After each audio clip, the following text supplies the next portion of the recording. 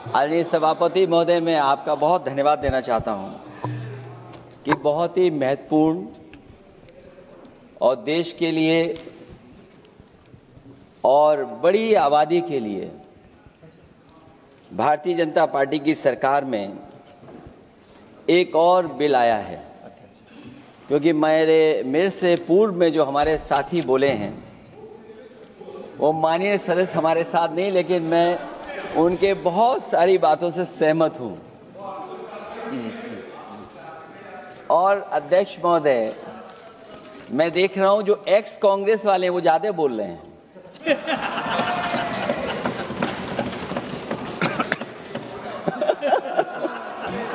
आदरणीय अध्यक्ष महोदय,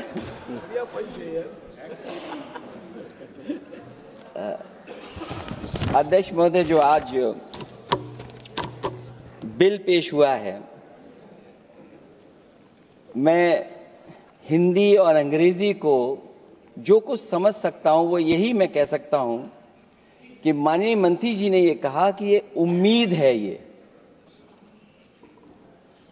ये उम्मीद कैसे बना है, अंग्रेजी में भी मुझे समझ में नहीं आ रहा कि उम्मीद है, ये हिंदी में भी समझ में नहीं आ रहा कि ये उम्मीद है। यूनिफाइड वक्फ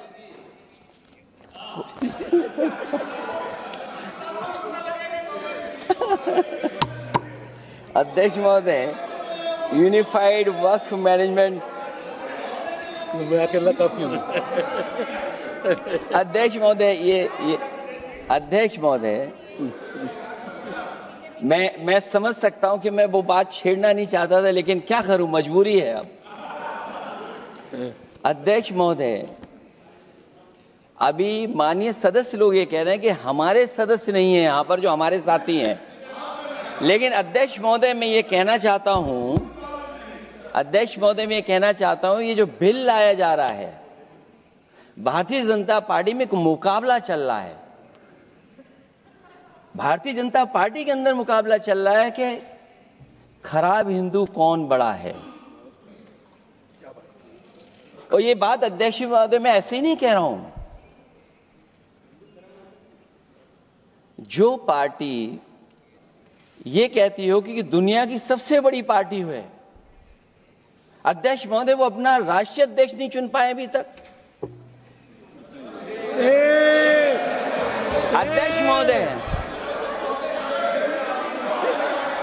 अध्यक्ष महोदय, भारतीय जनता पार्टी क्या है?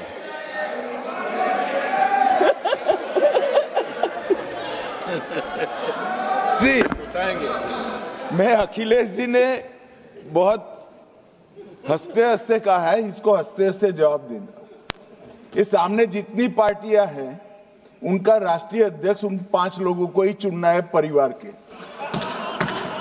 हमें माननीय अध्यक्ष जी करोड़ों सदस्यों में से 12-13 करोड़ सदस्य प्रक्रिया कर कर चुनना है तो देर लगती है। आपके यहां जरा भी देर नहीं लगेगी। मैं कह देता हूं अभी 25 साल तक आप अध्यक्ष हो जाओ, नहीं बदल सकता।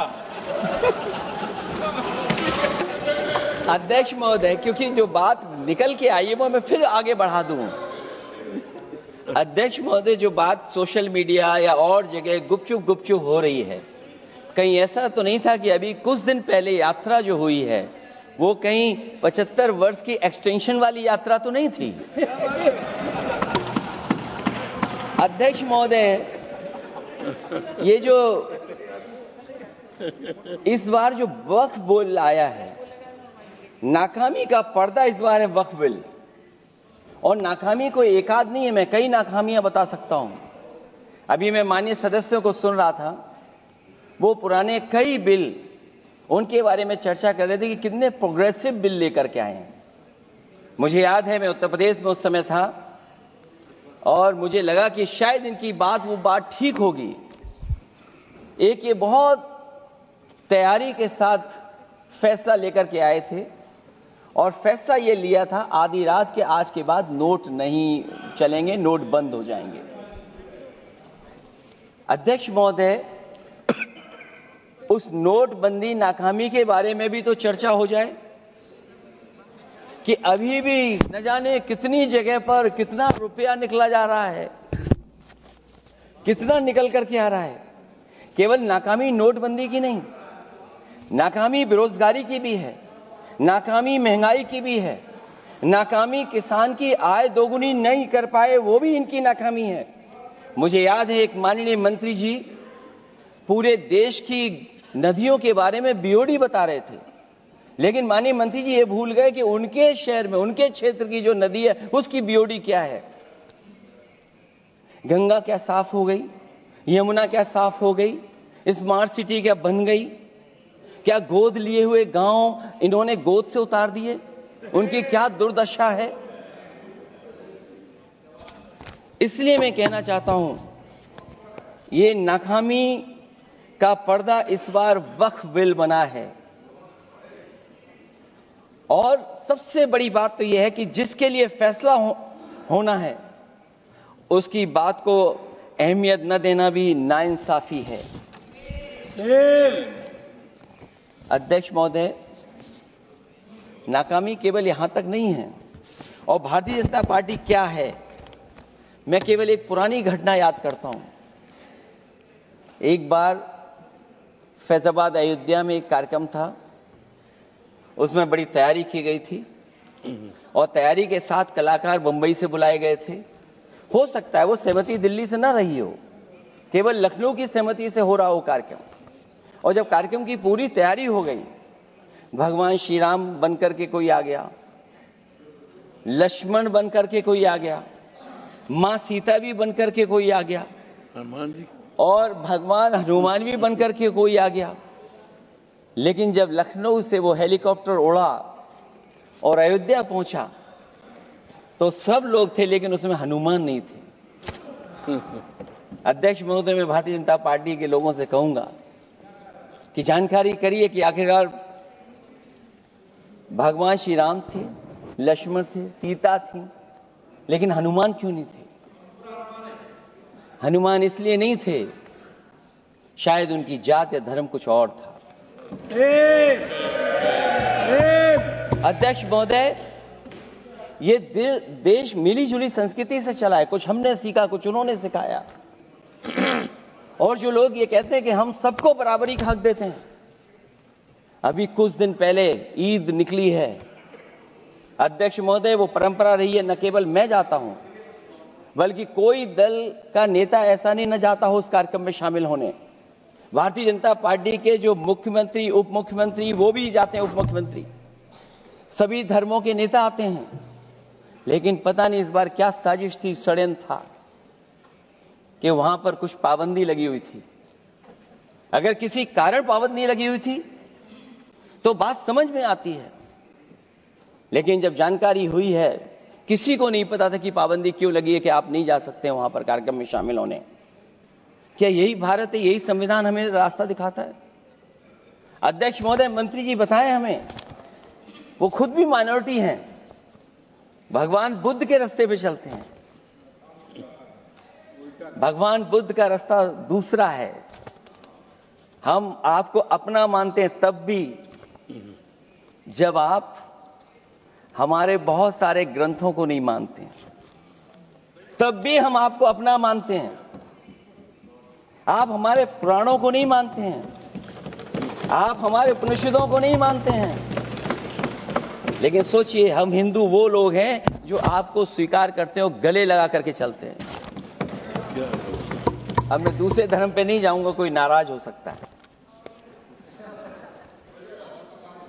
मैं दूसरे धर्म के बारे में नहीं जा सकता, मैं केवल यही बताता हूं। और मैं उत्तर प्रदेश में, अध्यक्ष जी, जहां से आता हूं, मैं अपमान नहीं कर रहा हूं, मैं सच बोल रहा हूं। और ये बिहार के चुनाव में जो आप कह रहे हैं कि महिलाओं को 2 मेंबर बना दिया, इस बार मैं भी देखूंगा आगे भारतीय जनता पार्टी कितनी महिला लोगों को टिकट देंगे वहां पर।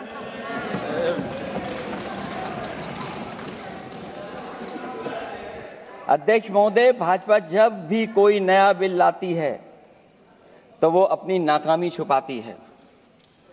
भाजपा वाले मुसलमान भाइयों की वक्फ की जमीन चिन्हित करने की बात कर रहे हैं, जिससे महाकुंभ में जो हिंदू मारे गए हैं या खो गए हैं उनको चिन्हित करने की बात पर पर्दा पड़ जाए।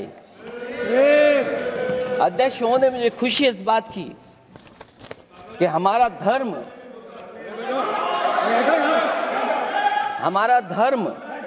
अध्यक्ष महोदय नहीं कुछ कहना चाहते हैं नहीं प्लीज, उनको अलाउ नहीं किया। अध्यक्ष महोदय कुंभ में आस्था सबकी है, कोई ऐसा नहीं जिसकी आस्था ना हो। और कुंभ कोई पहली बार नहीं हो रहा था। ये भारतीय जनता पार्टी के लोगों ने ऐसा प्रचार किया कि 144 वर्षों के बाद पहली बार महाकुंभ होने जा रहा है और लोग निकल पड़े। सरकार ने कहा कि हमारी तैयारी 100 करोड़ की है। आप कहते टेक्नोलॉजी का हम इस्तेमाल करेंगे, जमीनों को हम मैपिंग कर करके डेटा एंड रिकॉर्ड ठीक करेंगे। अध्यक्ष महोदय ये बताएं कि वो 30 लोग कौन थे, उनके नाम क्या थे जिनकी जान चली गई, न केवल जान जाने वालों की, बल्कि अध्यक्ष महोदय ये सरकार बताए कि जो लगभग 1000 हिंदू खो गए हैं, जो अभी तक नहीं मिले, जो अभी तक नहीं खोज पाए हैं, वो 1000 हिंदू की सूची कहां है? और फिर धर्म कारोबार की बात है, जो ये लोग गोली। अध्यक्ष महोदय मैं कार सेवक वाली बात इसलिए नहीं छेड़ना चाहता हूं, अध्यक्ष महोदय ये शायद माननीय सदस्य जानते नहीं कुछ सच्चाई नहीं जानते। अध्यक्ष महोदय ये संविधान की वजह से, संविधान को बचाने के लिए, हिंदू एकता को बचाने के लिए कुछ फैसले लिए गए, लेकिन एफआईआर हम लोगों पे नहीं लिखी गई थी। एफआईआर उन पे लिखी गई थी जो बेचारे तैयार हो गए थे सुबह, लेकिन पता नहीं कहां से फोन आया था, कहा था कि अब तैयार तो हो गए हो लेकिन आप शिलान्यास में नहीं आ सकते। बहुत सही। इसलिए बात को इधर से उधर नहीं में ले जाना चाहता। अखिलेश जी जरा वक्त पे भी आ जाओ। अच्छा वक्त पे आ रहा हूं। नहीं वक्त पे अध्यक्ष इसलिए आ रहा हूं क्योंकि वक्त समझने के लिए भारतीय जनता पार्टी की सोच क्या है। और ये अध्यक्ष महोदय जब ये कह रहे हैं कि इससे कारोबार होगा, अध्यक्ष महोदय धर्म की चीजों से कारोबार नहीं हो सकता। हमारे उत्तर प्रदेश के मुख्यमंत्री जी ने भी कहा कि कारोबार होगा। वो 30 की गिनती में उलझे हुए हैं, जैसे 30 मार खाए वो। उनसे पूछा कि जान कितनी गई, वो 30। उनसे पूछा कि कारोबार कितने का होगा, 30 गुणा 10,000 करोड़। सोचिए कुंभ हमारा क्या कारोबार की जगह है? और फिर उसका कौन नापेगा, कैसे नालाएगा? और फिर हमारे माननीय मंत्री जी कह रहे हैं कि जमीन चाहे वो रेलवे की हो, चाहे वो डिफेंस की हो, वो भारत की जमीन है। मैं भी स्वीकार करता हूं कि रेलवे की जमीन भी भारत की है, डिफेंस की भी जमीन भारत की है। क्या डिफेंस की जमीन नहीं बेची जा रही मंत्री जी? अध्यक्ष महोदय क्या रेलवे की जमीनें नहीं बेची जा रही हैं? अध्यक्ष महोदय केवल यहां तक नहीं, कितना हस्तक्षेप होता है। वक्फ भी भारत के, इसीलिए तो कहीं ना कहीं वक्फ की जमीन से, अध्यक्ष महोदय माननीय मंत्री जी बताएं, और मुझे उम्मीद है कि जब जवाब देंगे तो बताएंगे कि वक्फ की जमीन से बड़ा मुद्दा वो जमीन है जिस पर चीन ने अपने गांव बसा लिए हैं, लेकिन कोई ये बिल लाया जा रहा है। और माननीय मंत्री जहां से आते हैं, जिस प्रदेश से आते हैं, कम से कम ये तो बताएंगे कि वहां कितने चीन ने गांव बसा लिए, घर बन गए हैं। अध्यक्ष महोदय आपके माध्यम से सरकार गारंटी दे कि वक्फ की जमीन कभी भी किसी भी पैतरेबाजी से, किसी और मकसद के लिए किसी और को नहीं दी जाएगी। वक्फ की वर्तमान व्यवस्था में चाहे 5 साल के धर्म पालन की पाबंदी की बात हो, या कलेक्टर से सर्वेक्षण के हस्तक्षेप की बात हो, या वक्फ परिषद या बोर्ड में बाहरियों को शामिल करने की बात हो, इन सब का उद्देश्य मुस्लिम भाइयों के सार्वजनिक अधिकार को छीनकर उनके महत्व और नियंत्रण को कम करना है। ट्रिब्यूनल के निर्णय को अंतिम न मानकर उच्च न्यायालय में लेकर जाने की अनुमति देना दरअसल जमीनी विवाद को लंबी न्यायिक प्रक्रिया में फंसाकर वक्फ भूमि पर कब्जों को बनाए रखने का रास्ता खोलेगा। सबसे बड़ी बात यह कि वक्फ बिल के पीछे की न तो नीति सही है न नीयत, ये देश के करोड़ों लोगों से उनके घर दुकान छीनने की भी साजिश है। भाजपा एक अलोकतांत्रिक पार्टी है, वो असहमति को अपनी शक्ति मानती है। जब देश के अधिकांश राजनीतिक दल वक्फ बिल के खिलाफ हैं, तो उसे लाने की जरूरत क्या है जो जिद क्यों कर रहे हैं सरकार। वक्फ बिल का लाना भाजपा की सियासी हट है। वक्फ बिल भाजपा की सांप्रदायिक राजनीति का नया रूप है। वो तो आपको काटेगा, और इसलिए काटेगा कि अध्यक्ष महोदय बाहर ये लिखते हैं सत्यमेव जयते, बाहर है लिखते सत्यमेव जयते, भाजपाई अंदर असत्य बात कहते। भाजपा वक्फ बिल लाकर अपने उन समर्थकों का तुष्टीकरण करना चाहती है जो भाजपा की आर्थिक नीति, महंगाई, बेरोजगारी, बेकारी और चौपट अर्थव्यवस्था से उसे छटक गए हैं।